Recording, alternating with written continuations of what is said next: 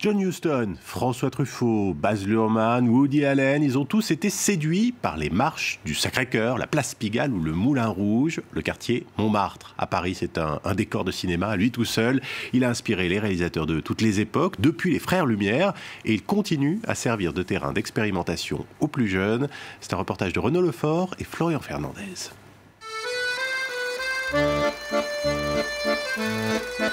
Cette musique, cette coupe de cheveux, ces couleurs, s'il y a bien un film culte synonyme de Montmartre, c'est... Amélie Poulain. C'est un peu un classique. Si, Amélie. Amélie Poulain. Amélie Poulain. Amélie Poulain.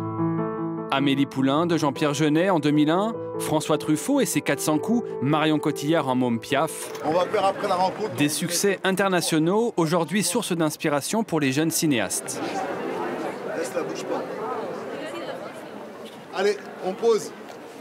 Marc Pierre tourne depuis 2 ans avec des bouts de scotch une web-série 100% autofinancée sur 3 jeunes de banlieue prêts à tout pour une vie meilleure.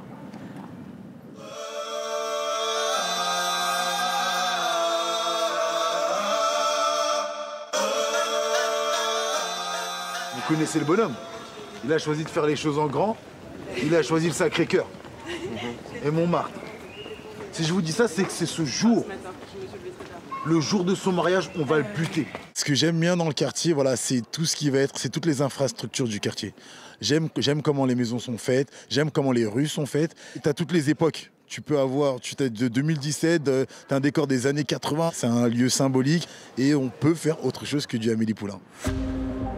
À quelques pas, le décor change. Pigalle, le Montmartre démoniaque, laisse lui aussi sa marque dans le 7e art. Et on le sac d'avance pour toi à la caisse, là. Dans les années 50, par exemple, que c'était la mode des films de gangsters ou de demi-sel, comme on disait, et qui tournaient autour de ce mythe de Pigalle, qui n'était pas d'ailleurs un mythe, qui était encore une vérité à l'époque.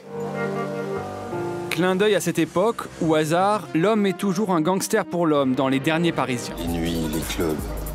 T'as pas envie d'autre chose? Mettre mon nom à Pigalle, je sais faire que ça.